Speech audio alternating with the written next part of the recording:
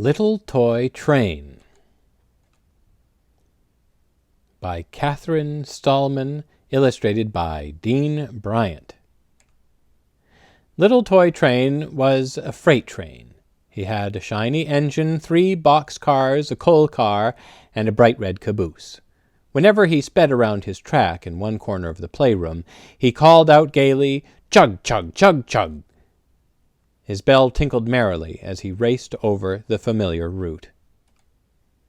First there was the tiny village with its train station and stores, its houses and trees and church. Then there was the high hill that he chugged up, ever so slowly, but whizzed down, lickety-split. Next was the long, dark mountain tunnel and the trestle bridge which spanned the glassy blue lake, and he was back at the village station. One day, after many trips around the track, Little Toy Train said sadly, "It's always the same. Every time I chug up the hill, I whiz down it. Every time I whiz down the hill, I go through the tunnel. Every time I come out the tunnel, I cross the bridge. Then I'm here again at the station. I wish I could do something different just once." His wish did not come true. At least not then. One night, however, when everything was quiet, Little Toy Train discovered that someone had taken him off his track and had forgotten to put him back. Moonlight glistened through the windows so he could see his village, but he did not know how to get there. He tried to move. "Chug, chug, chug, chug," he said slowly. Then he said it faster. "Chug, chug, chug, chug." Little Toy Train began to move. His silvery wheels went round and round. His headlight blinked on and off like a firefly. His bell tinkled merrily. "I can move without my track," he said happily. "Now I can do something different. Chug, chug, chug, chug," he said, as he went around the wheels of a tricycle.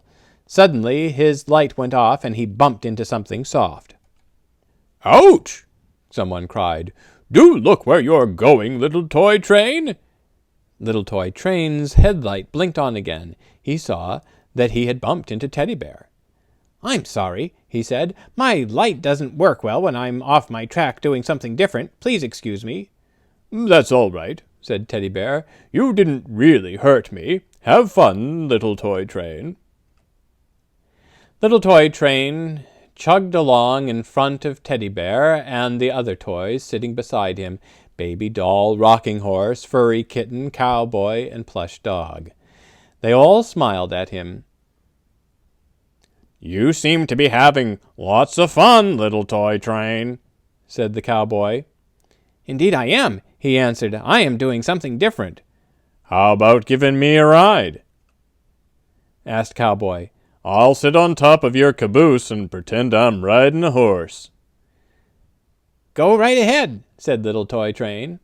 With Cowboy on his caboose, Little Toy Train raced across the floor. Suddenly there was a big, round object right in front of him, a red rubber ball. He knew he would never be able to stop in time to avoid an accident, but when he crashed into the ball, a very funny thing happened. The ball just rolled away. It was so funny that Little Toy Train did it again and again. "This is more fun than bronco busting," exclaimed Cowboy. When Little Toy Train rammed into the ball again, Cowboy laughed so hard he fell off the caboose. He decided that he had enough riding, so Little Toy Train went on alone. He chugged past some toy soldiers and a drum, past the doll house and an airplane. He was enjoying himself so much that he did not realize his headlight was going out again. He did not realize it until he discovered he could see nothing at all.